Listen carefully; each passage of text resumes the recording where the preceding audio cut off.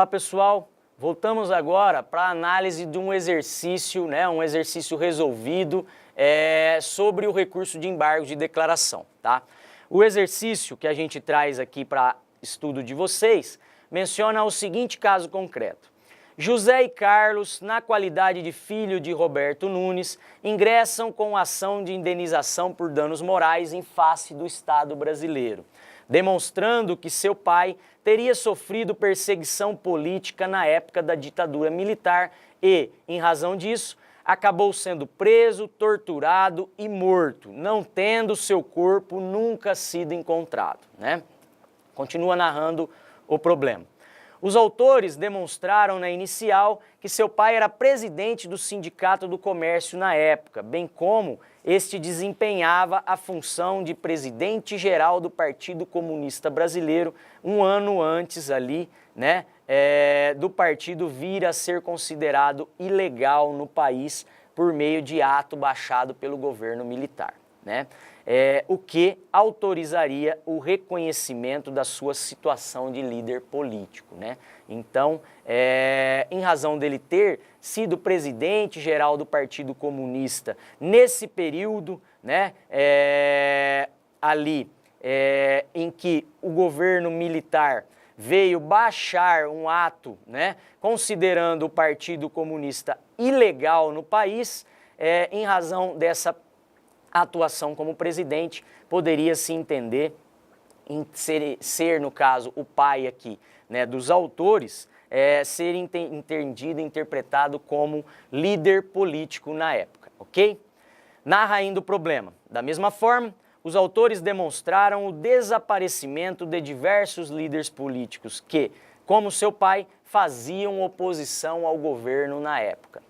Continua mencionando que a ação foi julgada improcedente em primeira instância, tendo o juiz afastado todos os argumentos apresentados pelos autores, que acabaram então recorrendo tempestivamente da sentença.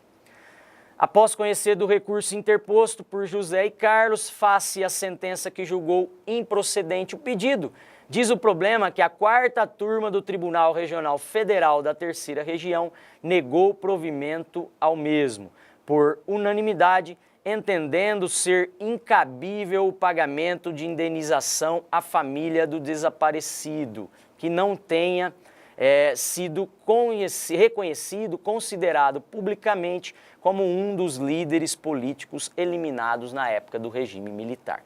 Então, em razão aí dessa decisão, menciona ainda o problema que para o juiz relator, o simples fato de Roberto ter sido presidente do Sindicato do Comércio na época não consistia motivo suficiente para caracterizar a situação de líder político em oposição ao governo, Por esse motivo, o tribunal excluiu, então, o direito à indenização dos autores,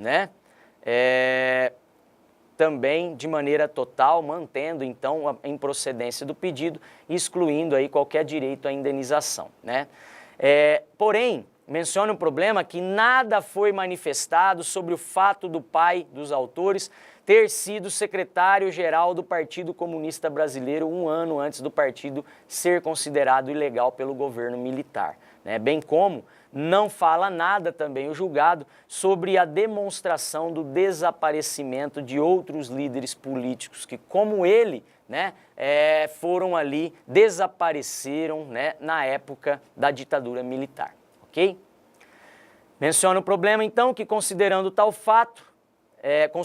que tal fato não estava relatado no voto do juiz relator, como advogado de José e Carlos promova o recurso cabível,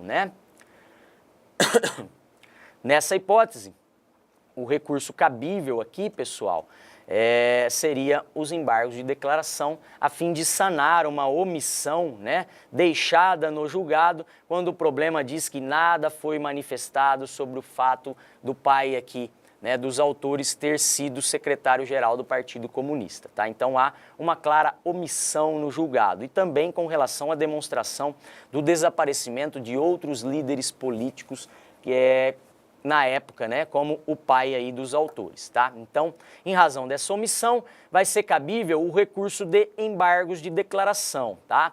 O nosso problema, ele já traz todo aquele trâmite procedimental, já deixando claro que nesse processo houve já petição inicial, né? Já houve defesa, já houve sentença de primeira instância, já houve recurso ao tribunal, né? Que menciona aqui que o recurso foi julgado, né? Pela 4ª turma do Tribunal Regional Federal da 3ª Região, né? Então, nós sabemos que nós não estamos falando de elaboração de petição inicial, nós não estamos falando de elaboração de contestação, nós também não vamos estar falando da elaboração de recurso para as instâncias superiores, uma vez de que a finalidade aqui é recorrer para atacar essa omissão do juiz, né? Essa omissão do relator em não se manifestar de maneira precisa sobre todos os aspectos alegados na ação, né? Sobre, então, todas as provas, né? E os fatos que são alegados na petição inicial, tá? Então, nesse caso, não foi julgado procedente o pedido, né? Isso foi passível de recurso e nós já estamos falando, então, da decisão do acórdão proferido em sede recursal. Nesse acórdão, então, é que haveria omissão que seria passível de ataque por meio dos embargos de declaração, ok? Esse é o problema, então, que nós vamos trabalhar, um exercício prático, profissional, a respeito desse recurso de embargos declaratórios, tá? Com relação, então, aos embargos, eu devo, então, na elaboração da peça, fazer a interposição do meu recurso de embargos de declaração perante o juízo prolator da decisão. No caso, o juízo é o da 4ª turma, né, do Tribunal Regional Federal da 3ª Região, tá? Então, eu vou interpor o recurso perante o relator, né, da 4ª turma do Tribunal Regional Federal da 3ª Região, é o relator do meu processo, tá? Então, o endereçamento vai lá ao excelentíssimo senhor desembargador da 4ª turma do Egrégio Tribunal Regional Federal da 3ª Região, tracinho, relator, juiz, 3 pontinhos, porque o problema não me traz o nome do juiz relator, né? O nome aqui de quem aí fez, ficou responsável pela relatoria desse processo, tá? Então, eu faço a interposição diretamente perante o juiz, o relator, né, desse recurso, dessa decisão, desse acórdão proferido ali. Na verdade, é o relator que elaborou o voto que foi ali depois decidido e julgado em sede de acórdão pelos demais membros da turma do tribunal, né, da 4ª turma do tribunal. Então, pessoal, feito o nosso endereçamento, feito lá a interposição, né, a menção ao desembargador, relator da 4ª turma do Tribunal Regional Federal da 3ª Região, a gente então começa apresentando o nome, né, do recorrente, trazendo lá o nome da parte recorrente, que também não há necessidade de qualificação, tá? Pode se utilizar aqui no nosso recurso de embargos, a expressão já qualificado, né? Então, vai colocar o nome do embargante, no caso, José e Carlos, né? Devidamente qualificado nos autos, vem respeitosamente, por intermédio do seu advogado, constante da procuração, né? Interpor ou opor, né, recurso de embargos de declaração com fundamento, né? E o fundamento é a partir ali do artigo 1022 e seguintes do CPC, interpor, opor recurso de embargos de declaração pelas razões de fato e de direito a seguir articuladas, ok? Fizemos lá a parte introdutória do nosso recurso de embargos. Feito isso, a gente começa então com o primeiro tópico, trazendo uma breve síntese da demanda, né? Se utilizando aqui das informações trazidas no problema para expor todos os acontecimentos até o momento da prolação da decisão, né? Essa decisão aqui, no caso, é o acórdão, né? Onde ocorreu a omissão com relação a esse aspecto alegado pelos autores, né? Alegado ali pelos recorrentes. Então, nesse sentido, o primeiro tópico eu vou fazer uma breve síntese da demanda, não há necessidade de se alongar demais. Na prova da OAB a gente tem um espaço restrito, né, para redigir a peça, então faça um breve resumo em 2 parágrafos, seria suficiente, né, para a gente estar explicando, ou 3 parágrafos pequenos no máximo, tá explicando todo o itinerário ocorrido até chegar a esse momento processual, até chegar ao ataque por meio dos embargos de declaração. Feito esse primeiro relatório da demanda, a gente então abriria num segundo tópico a menção do cabimento do recurso de embargos de declaração. Nesse tópico, eu devo demonstrar que ele não se trata de embargos meramente protelatórios, né? Que não se trata do intuito de procrastinar, de enrolar uma decisão final ao processo, né? Na verdade, deixar bem claro, a hipótese de cabimento tem previsão legal e, na verdade, tem por finalidade suprir essa omissão clara deixada pelo desembargador relator quando da análise desse recurso de apelação, né? Então, nesse segundo tópico, 1 ou 2 parágrafos argumentando sobre o cabimento do recurso, né, do recurso de embargos, dizendo que eles não são meramente protelatórios, e sim que eles têm por finalidade específica sanar a a omissão deixada na decisão no acórdão prolatado, né? Da mesma forma, e aí em continuidade, eu abriria um tópico 3, onde eu então relataria as razões do recurso propriamente ditas. Eu iria mencionar a omissão que está sendo objeto de ataque, né? Relatando lá que nada foi mencionado sobre o fato do pai dos recorrentes, né, ter sido secretário-geral do Partido Comunista no Brasil, 1 ano antes, né, da expedição lá do ato que tornou esse partido ilegal pelo governo militar, né? Então, argumentar que o juiz ele tinha que ter enfrentado essa questão, né, e que ocorreu uma omissão em sua decisão, no seu julgado, no seu voto, né, quando ele deixou de se manifestar expressamente sobre essa questão, tá? Então, primeiramente, argumentaria sobre a omissão quanto à menção contida na petição inicial, relatada, né, mencionada depois em sede recursal, né, e que foi omitida ali do acórdão essa menção de que o pai dos recorrentes teria sido secretário-geral do Partido Comunista no Brasil.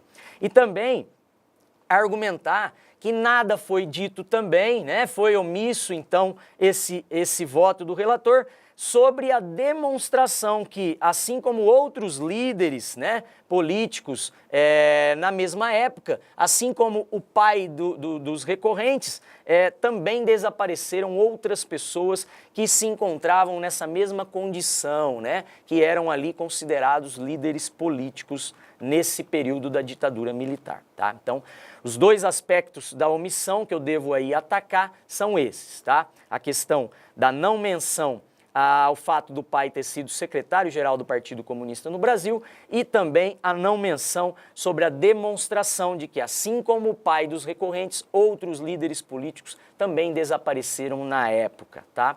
Feito essas argumentações com relação às razões do recurso, então veja, as razões do recurso de embargo são especificamente essas: atacar a omissão, a obscuridade ou a contradição no julgado, tá?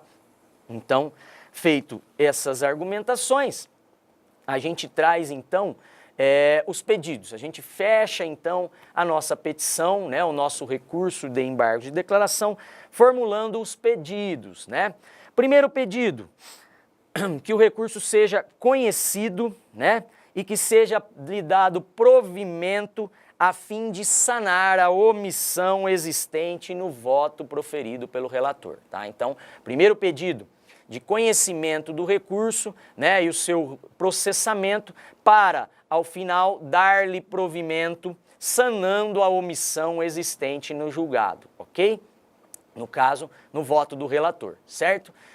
E o outro pedido que a gente formularia, em razão de que, nesse caso, o enfrentamento dessas questões que foram omitidas, né, no caso, o fato dele ter sido secretário-geral do Partido Comunista e o fato do desaparecimento de outras pessoas que, como ele, eram considerados líderes na época da ditadura, em razão da supressão dessa omissão, poderia essa decisão implicar em modificação do teor do acórdão, né? Entendendo então que o pedido, ao invés de ser improcedente, quando do enfrentamento dessa omissão, o acórdão então seria modificado em seu teor, passando o pedido de improcedente para um pedido procedente, né? Seria então o efeito modificativo, né?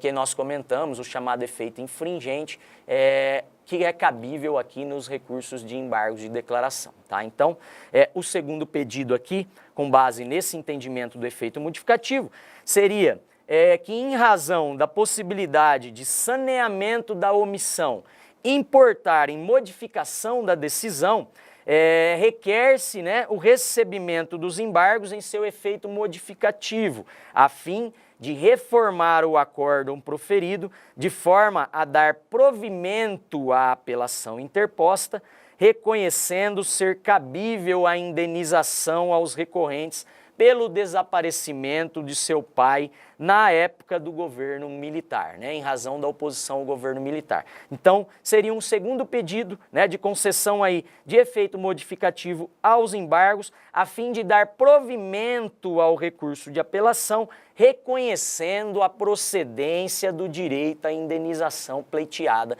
pelos recorrentes, tá? Então, esse seria o segundo pedido a ser elaborado, em razão de que, nesse caso concreto, poderia ocorrer o efeito modificativo, né? Em razão da supressão, em razão do saneamento, da omissão por parte do órgão julgador, poderia levar aí a uma verdadeira mudança de interpretação, uma verdadeira mudança no teor do julgado, passando a apelação de desprovida a ser provida, né, no caso, pelo tribunal, tá? Então, esse é o segundo pedido que o nosso recurso traria, o nosso recurso de embargos, ok?